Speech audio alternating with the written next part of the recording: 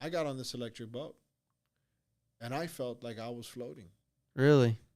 And the experience that I felt was unlike anything I've ever done on the water. So I was like, wow, this is so different. I wasn't going 90 miles an hour like I can on a midnight or something like that. Yeah. But at the moment, I was like, What do they do, like 50 or something like that? Or yeah, 40? it did like maybe 30, 35 knots or something like that. But that wasn't even the point. No, I've never been on one. I'm thinking it's probably so much smoother, I bet. Well, the point was that it was such a pleasant ride. Yeah. That application would seem really right for certain areas. That I'm like, this might make sense here. Yeah, because I'm thinking if it's got the hydrofoil in the water and it's lifting the whole boat out, you're removing a lot of the shock. It's none of that. Wow. So that's what I'm saying. Like, so the experience was very pleasant. And then there was another time that I was on an all electric dinghy, which had an electric outboard on there, and I mean this guy whole shot this boat, and it was like nothing I've ever seen. Yeah. Right, because it's just straight electric, straight power. Yeah, straight power. So all of a sudden I'm like, wow, grinning, and I was like, wow, now I'm not going to do that for 10 hours, and I'm not going to go open ocean in that boat, right? Because I'm going to be worried about getting back. Yeah. Right. So every boat is going to have its application based on what you want. So I think there is going to be a market for electric, just like we're seeing it in the kayaking world. And we're seeing it also in the boats, in the smaller boats. And eventually, I think once the technology on the batteries gets even more efficient, it'll be used a little bit more as well. Yeah. And it might even be not just one electric aspect of it. It could be a hybrid aspect of it, like hybrid and so. Yeah. Volvo's doing a lot of that with the diesel and electric and yeah. So I think the future is bright. I also think that we have to be conscious that we got to grow the pie. We got to make the pie bigger. Yeah. As creators, we are bringing that, but it has to be as an industry. The industry has to be conscious about how do we get more people into boating. If we've priced them out because the cost to make these boats are too high, how can we bring them in? One of the things I saw while I was in Dusseldorf, one of the manufacturers when I was up there talked about a boating program that they're going to start having a program to let people use their boats within a club, within their manufacturing program, which is smart, which makes sense because now you introduce them into the world of, hey, this is somewhat ownership of a boat, and that will open and pave the way for that person to eventually get their own boat, if they get to that point in their life that they can afford it. Yeah. In some ways, I think the boating industry is like, it's too old. And what I mean by that is, I know what you're saying. I know exactly what you're saying. No, I'm saying the thinking is old. It's this old mentality of, because here's part of the disconnect. As you're talking about this, I'm thinking of, okay, younger generation. What do people like today? How do they feel included? How do they think? Like, what is the younger crowd? And then, what is the boating industry? And you think about it, it's like and it's small things like, access to service manuals, access to dealers, access to techs, access to information is a bigger thing, really. It's access to information where, like, people are so used to, I have information. Like, I want to learn how to, tile my bathroom. I got YouTube. I want to do this. I want to do that. University. Yeah. Like I can learn how to do anything. I got access to any kind of information. But then when you get this boat, it's all of a sudden like there's a barrier between, you go to the dealer, you pay them money, and then, you're out into the world and that's it. Oh, my engine's messed up. Well, now what do? Well, now you got this big problem. You got to go to the dealer. You got to do this. You got to do that. There's all these hoops. And it's kind of like, well, can't I just like get some information and like, learn something? And it's kind of like how Tesla does with their cars. You don't go to the dealership, do this, that, and the other. Like they're selling everything online. Yeah. It's kind of like, how do you bridge the gap and make it? You have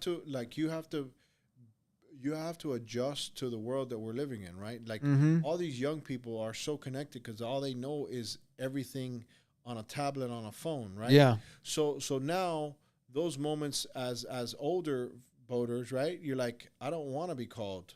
Like, I don't want to have this new Starlink T-Mobile phone that doesn't give me that excuse to say I didn't get the call. Yeah. Now it's like, I want to have that T-Mobile Starlink phone so I can check my X page, Whatever. or Twitter or whatever. Yeah. And I can look at my, YouTube stats while I'm, 40 miles out, fishing some rig somewhere. Mm-hmm. You got to accommodate the boats for the people that are going to be on there, because once they feel involved on the boat, they're going to want to do it more. Yeah. It's the club that you're not in. You know what I'm saying? Like if you're that not game in, is over. Like it's no longer the club that you think it was. Right. If you want boating to be the future, if you want it to keep growing, if you want it to keep going, it's not the way that it was built before. No. The game has changed. Same thing. Thinking about kind of goes back to what you're talking about with Suzuki and talking about 700 packages. Most of the manufacturers do that, where it's like, okay, in order to be a dealer, you got to sell transoms. It's like, okay, you got to sell 10 transoms a year to keep your XYZ dealership. Yeah. Well, what's that mean? Well, if I sell one transom with one engine, that's one transom. Well, if I sell one transom with 4 engines, that's one transom. Yeah. It's like, where's the thinking here? And like this whole idea of like making us so exclusive to where you're not inviting and people aren't wanting to be a part of it because they feel like they're not in the club of like, whatever your brand is. That, yeah, I'm with you 100% on that. It's in the end, the person who's going to buy that little boat eventually is going to buy a bigger boat. Mm-hmm. Eventually they're going to buy a bigger boat. And then eventually, the idea, I mean, if that person wants the biggest boat, then they can have that, I talk to the dealers that they supply. Yep. And some of these dealers are like, hey, these guys don't take care of me in this way and that way. And you got to adjust and adapt to the world. Mm-hmm. Right?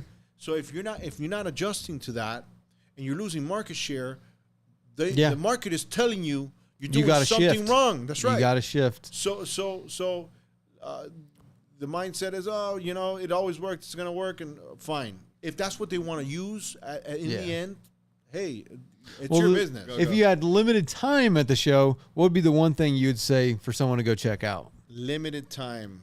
Yeah, let's say you only got, one day and a couple hours. Which show? Let's say Miami Boat Show, because that's what we're doing tomorrow.